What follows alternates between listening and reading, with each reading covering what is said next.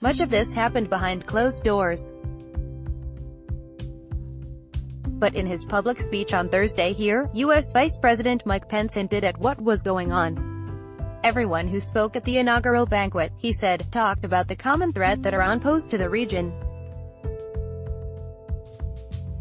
U.S. Vice President Mike Pence, right, and Israeli Prime Minister Benjamin Netanyahu, front the media in Warsaw, Poland.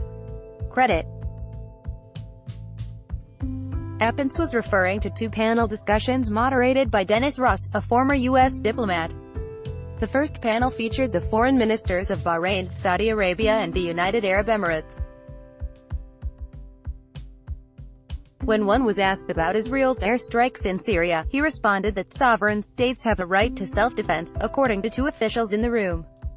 A decade ago, it would have been unimaginable for any Arab diplomat to defend Israeli strikes in Syria. To this day, these countries do not formally recognize Israel. But Iranian aggression has given old rivals common cause. None of this is surprising. Israel has been bombing Iranian and Hezbollah positions in Syria for years. The outgoing chief of staff for the Israel Defense Forces openly acknowledged this campaign in an interview last month with Bret Stephens of the New York Times. After Syria began collapsing in 2011, and Iran's regional campaign became more aggressive, Arab states changed their long-standing practice of staying out of the Israel-Iran war. Now Saudi Arabia and the UAE bombed the positions of Iran's Houthi proxies in Yemen. For a few years, Gulf states funded and armed Syrian opposition groups against Iranian, Russian and Syrian regime forces. The Saudis now boast of their own economic war against Iran's financial and oil sectors. All of this relates to advancing the common interest of war with Iran. There's no doubt that Netanyahu's remarks made European nations that are still trying to keep Iran in the 2015 nuclear deal uncomfortable.